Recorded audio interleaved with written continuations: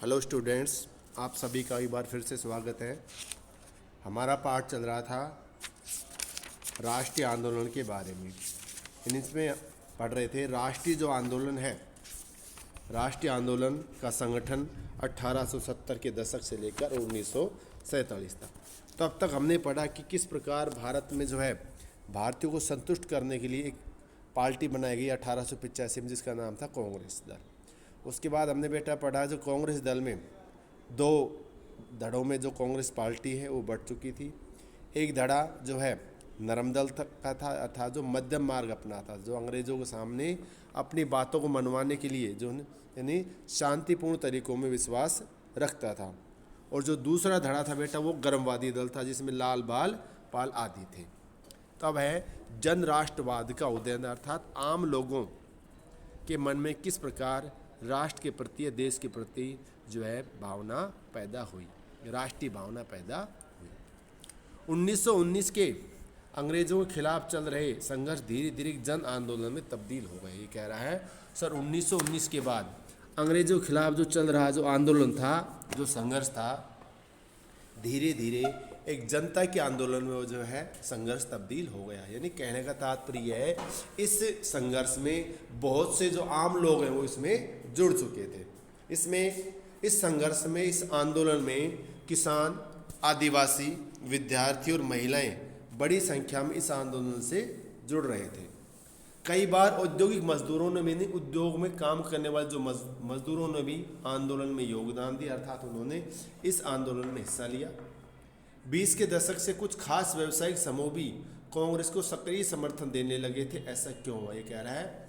अब 20 के दशक में कुछ खास व्यावसायिक समूह जो थे, जो व्यापारी जो लोग थे, जो उद्योगपति थे, वो भी जो हैं कांग्रेस को समर्थन देने लगे थे। ऐसा इसलिए हुआ क्योंकि वो भी अपने हितों की को रक्षा करना चाहते थे। पहले विश्व युद्ध ने, यानी पहले विश्व युद्ध कब हुआ बेटा, 1914 से 1918 के बीच भारत की आर्थिक राजनीतिक स्थिति बदली थी। ये कह रहे जो पहला विश्व युद्ध हुआ उसमें भारत की राजनीतिक और आर्थिक स्थिति बदल दी थी। इस युद्ध की वजह से ब्रिटिश सरकार, यानी ब्रिटिश भारत सरकार के रक्षा व्यय में भारी इजाफा हुआ था। कह रहा है इस जो पहला विश्व युद्ध हुआ, इस युद्ध में, वर्ल्ड वार में ब्रिटिश जो है भारत सरकार के रक्षा व्यय में भारी इजाफा हुआ, अर्थात उन्होंने सेना को आधुनिकीकरण करने में या सेना को मजबूत करने में बहुत अधिक धन खर्च किया। इस खर्चे को निकालने के लिए सरकार ने निजी आय और व्यावसायिक मुनाफे पर कर बढ़ा दिए। यानी सरकार ने इस खर्चे को पूरा करने के लिए जो है कर बढ़ा दिए। सैनिक व्यय में इजाफे और युद्धक आपूर्ति की वजह से जरूरी कीमतों की चीज़ों में भारी उछाल आ गया। कह रहा है जो चीज़ें जनता की भलाई में या जनता की आपूर्ति में पैसा खर्च होना चाहिए, तो वह पैसा अब जो है रक्षा बजट में खर्च हो रहा था। ऐसे में जो आम जो चीज़ें थी, जो भोक्ता जो वस्तुएं थीं, उनकी कीमतों में उछाल आ गया और आम लोगों की ज़िंदगी मुश्किल होती चली गई, अर्थात ये जो है महंगाई बहुत ज़्यादा बढ़ गई थी। दूसरी ओर व्यावसायिक समूह युद्ध में बेहिसाब मुनाफा कमा रहे थे। दूसरी ओर जो व्यापारी जो लोग थे, युद्ध का फ़ायदा उठाकर चीज़ों की मुनाफाखोरी करके, उनको जमा करके बेहिसाब मुनाफा कमा रहे थे। जैसा कि अध्याय में हम साथ में देख चुके हैं कि इस युद्ध में औद्योगिक वस्तुएं जैसे जूट के बोरे, कपड़े, पटरियां आदि की जो है मांग थी और अन्य देशों से भारत में आने वाले आयात में कमी कर दी। इस तरह के युद्ध के दौरान भारतीय उद्योगों का विस्तार हुआ, यानी ऐसे में भारतीय उद्योगों को पनपने का मौका मिला। भारतीय व्यावसायिक समूह विकास के लिए अधिक अवसरों की मांग करने लगे। जो भारतीय व्यवसायी थे वे चाहते थे अंग्रेज उन्हें और ज़्यादा जो है छूट दे, जिससे कि अपनी कंपनी को, अपने उद्योगों को पूरे भारत में वो फैला सके। युद्ध ने अंग्रेज़ों को अपनी सेना बढ़ाने के लिए विवश किया। जो पहला विश्व युद्ध हुआ, जो अंग्रेज थे वो मित्र राष्ट्रों की ओर से लड़ रहे थे, तो ऐसे में जो युद्ध हुआ, युद्ध में अंग्रेज़ों को अपनी सेना बढ़ाने के लिए विवश किया, अर्थात अपने सैन्य शक्ति को और ज़्यादा वो बढ़ाना चाहते थे, मजबूत करना चाहते थे। एक विदेशी युद्ध की खातिर गाँव से, भारतीय के गाँव से सिपाहियों की भर्ती के लिए दबाव डाला जाने लगा। अर्थात जो पहला विश्व युद्ध हुआ उसमें भारत के गाँव से जो है सिपाहियों को भेजा गया।